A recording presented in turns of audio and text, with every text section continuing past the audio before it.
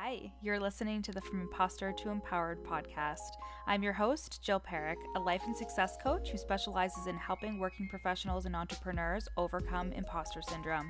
If you feel like you're not as smart, capable, or worthy as you actually are, and that someone is going to find you out, you've come to the right place. I use social and cognitive psychology, neurolinguistic programming, and somatic healing to take my clients from imposter to empowered so they can go after the success that they want and feel worthy of it too. Let's dig in. Hey, my loves, welcome back to the From Imposter to Empowered podcast. I'm your host, Jill Perrick, mindset coach and the imposter syndrome coach for coaches. And I'm so happy to have you here today. Is it like mid-February when you're listening to this? I think so. Valentine's Day is around the corner. I am almost a month out, turning 30. What am I going to do for my 30th birthday? I've been thinking about it. I was thinking about actually doing like a post about like 30 things I've learned, turning 30, and maybe I'll do a podcast episode. It'll be like business, life, all the things. You know what? I did this TikTok video, and it was this sound where it was this old woman, and she was turning 110, and her granddaughter was like, "How old are you?" And she's like, "What?" And she's like, "How old are you?" And she's like, "I have no idea." And then her granddaughter's like, 110. And she goes, "What?" Anyways, it was a trend. So I truly feel like I'm like 25. And I'm going to talk a little bit about this on the podcast. But now that it's coming up, of course, I want to talk about it now because my brain. But I just want to say really quickly that one of the best things that I ever learned was how much time I had. And especially in my like mid-20s, I wish I could go back and be like, "You're fine." I wish I could go back and be like, "You're good. You have so much time.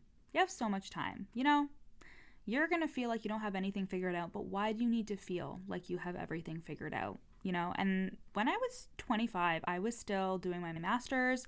I was still trying to figure out what the fuck was going on with my life. I had no idea. Living paycheck to paycheck, you know, like just living that normal average life. And I was like, what am I going to do with this life? I need to have everything figured out. I wanted to be engaged and married and have kids by the time I was 27. Who like put that in my head? I have no idea.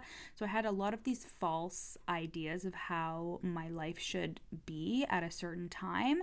And those timelines mean nothing. And honestly, when you release them and you stop making them so important, it's just like manifestation fucking 101 is when you release the pressure of needing something to be a certain way is when it begins to happen. And I feel this way too about my debt. Like I used to have a lot of shame around my debt, but now that I don't, it's starting to fall away. And it happens so much faster when you release your fucking chokehold on it. So I just want to say that in terms of that will probably be in the episode about like just taking my time and knowing that age is just a number and the world is changing. And I know that things can happen really fast if I don't stay so attached to the timeline, because really the timeline is something that I just create on my own. And for anybody who wants to come at me about having kids and being on a biological timeline, they actually did like research studies about the percentage of your fertility dropping, and it is actually like a big scare tactic to tell women that their fertility, their chances of conceiving go down like significantly more after a certain age, when really it's only like 8% or something, which can seem like a big deal. But I know that as a cisgendered heterosexual woman in this world, I know that I have struggled with being like, when am I going to have kids? I'm on a ticking time clock. And that just helped me a lot. It helped me really shift into thinking there's no big deal. Like I can take my time and we can take our time. And once you have kids, you have them. I have a lot of clients who have kids and I have a lot of friends who have kids. And once you have them, like, okay, you have them now. Like that is, it is a shift in your life, and I don't have to feel like I can rush into it. Whenever I rush into anything, it never turns out the way that I want it to. So I can take my time and you can take your time too. So I just wanted to start with that. As well, I am taking on one-to-one coaching clients. This is the only way that you can work with me. It is a 6-month container. And this is for the coach, the leader, the person who wants to break through imposter syndrome and break through to their next level, whether that's in their career or their business or their life or all three. If you want to feel more worthy, if you want to step into your power, if you want to say things and become the person that people look up to and that they see as the expert, if you know that you have magic to put into the world and you feel like there are things holding you back from being able to do that unapologetically, then I would love to have you in one-to-one coaching. So you can go to the link in my show notes and book a sales call with me. I will be selling one-to-one spots until I'm booked out. And I'm not going to tell you how many people that is, but we're taking on more than we ever have before, which is kind of scary for me, especially because I'm like a time freak. Like I really like my time freedom, but that's a whole other podcast. I still have time freedom. I'm just saying, like, it is scary taking on so many clients, but I have so many more management skills and tools now to do that in an ethical and integrous and emotionally supportive way. So if you want me to talk about that, I totally can. Reach out to me on Instagram and I'll talk about it. So today's podcast episode, I've almost forgotten what it is, but I just looked up my notes. That's what happens with my brain. But I looked up my notes, and this is like a very simple mindset shift that I was coaching with a client one day, and we were talking, and I honestly feel like sometimes I channel during sessions, which I would say that I'm like in the beginning stage of being spiritual in terms of really understanding how my presence is spiritual and how I attract is spiritual. Like I always see angel numbers, but I also know that my eye is looking for them. But still, like there is a benefit to leaning into the magic and the possibility that has greatly benefited me and my business and my clients. And when I coach, sometimes I honestly will tap into that feeling and being like, help me, whoever it is, universe, God, whoever it is, help me channel like the best coaching for this client today. I always say that right before I get on the call, whether it's a workshop I'm doing with my clients or one-to-one clients or the Worthy Woman Method clients, I always tap in for a second. And if you are not tapping in before your sessions, if you are not setting up your desk and lighting a candle, if that's what you're into, and setting an intention, absolutely do that because it just gets you into the vibe. You should definitely do that. But yeah, so I feel like sometimes I channel during sessions. And when I was talking to this client, I just kept hearing this. And it was, why are you so hell-bent on being in the energy of your biggest failure or your biggest mistakes instead of being in the energy of your biggest accomplishment? And let me tell you why that is such an amazing mindset shift is because, especially if you struggle with imposter syndrome, your brain is programmed and wired to think about all the things that you have fucked up. It's programmed to think about the things that you're not good at, the things that you have screwed up or the mistakes that you've made. And this comes from a survival standpoint in terms of being, if you're aware of your downfalls and your limitations and the things that you're doing wrong, then A, nobody can hold you against them, and B, your brain falsely believes it's protecting you, right? So if we look at it from a more biological standpoint in that sense, then that makes sense. It makes sense, especially if you struggle with imposter syndrome, which is unworthiness, which sends your brain into that survival instinct a lot of the time, then that's going to happen because your brain is more predisposed to focus on the negative instead of the positive. And making this shift is something that will feel very unnatural to you. However, it is really important to make the shift because you will realize that it is just an energetic shift. And what I mean by that is that you being in the energy of your mistakes and the things that you're doing wrong is a fearful energy. It's a fearful frequency.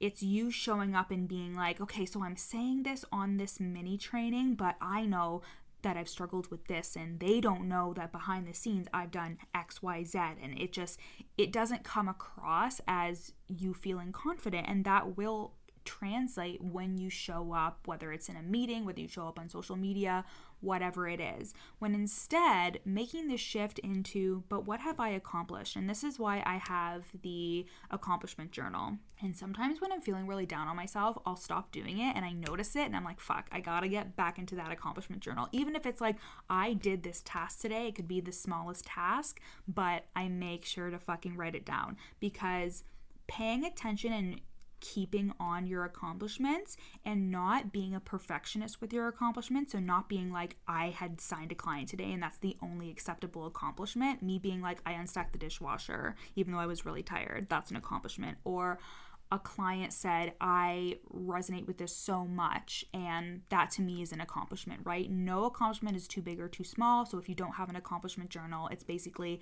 at the end of the day, you sit down and you write all the things that you feel like you accomplished and that felt really good for you that day. It can be anything, no judgment, no rationale in terms of being like, I signed this client, but she was a referral or whatever. You just write down the accomplishment and that is that.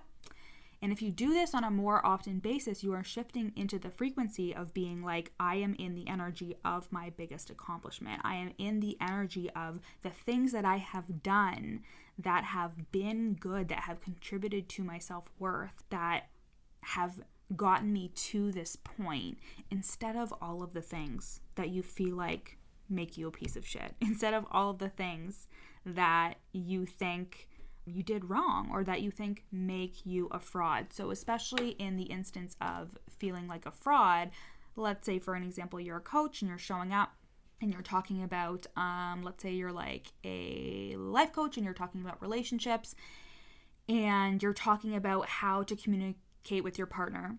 And all you can think about as you're talking about this on your stories is talking about how you and your partner had a really big fight last week and you were a fucking bitch to him. This is a very honest example, right? And you were a bitch and you didn't handle it right.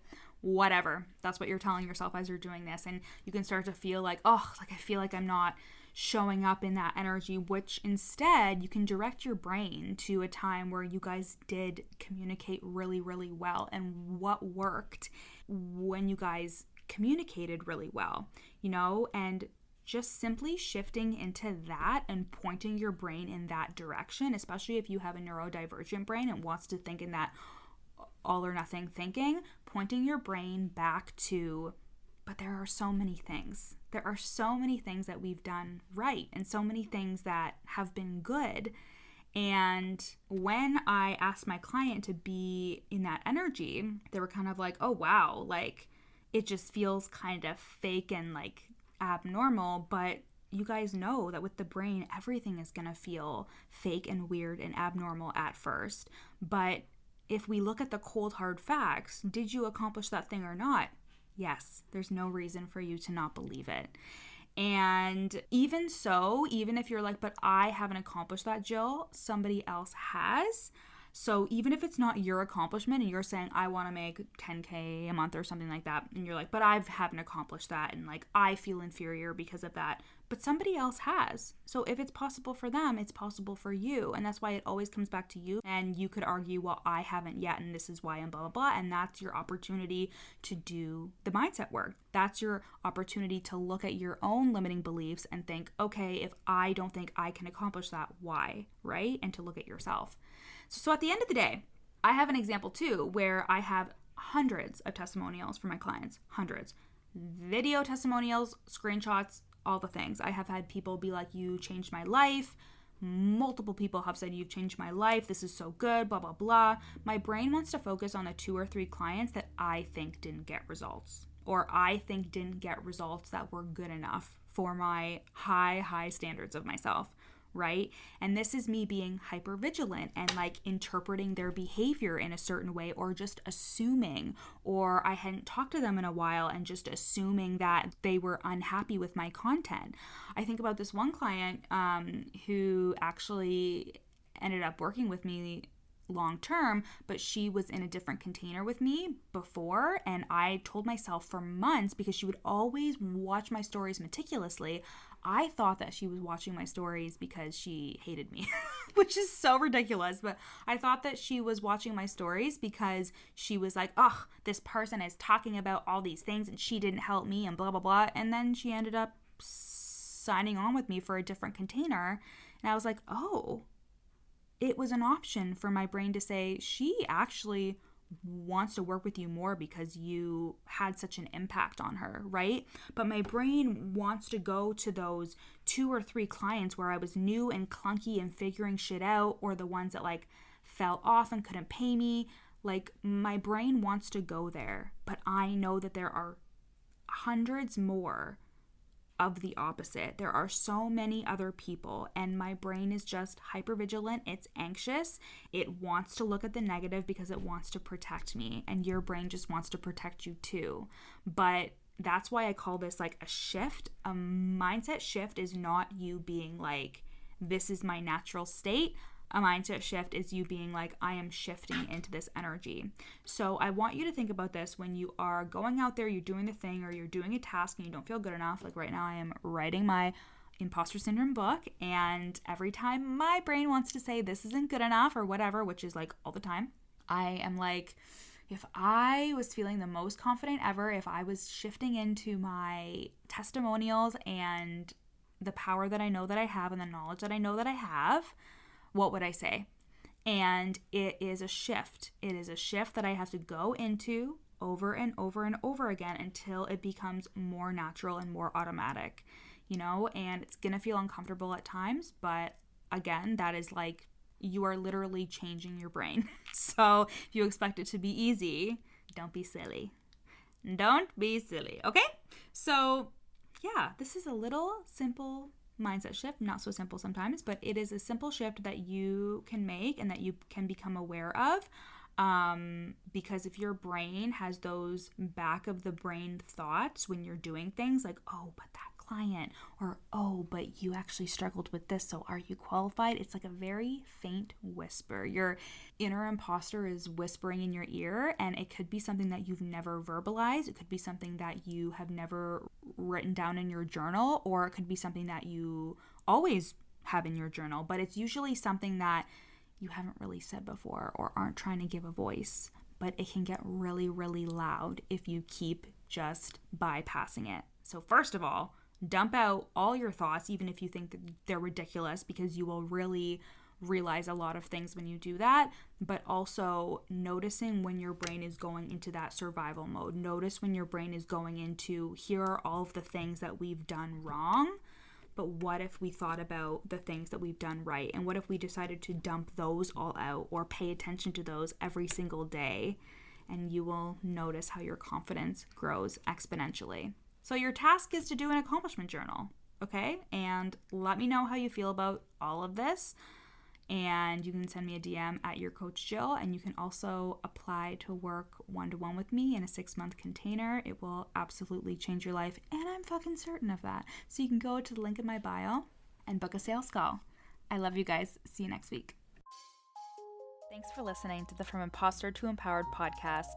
Head to the show notes to find out how you can take this work deeper with me in one-to-one coaching or in my lifetime group coaching program, The Worthy Woman Method. In the show notes, you'll also find a free 3-day challenge to start the process of overcoming your inner imposter. And once you're done with that, screenshot this episode and share it on Instagram, tagging me at Your Coach Jill so we can connect. See you next time.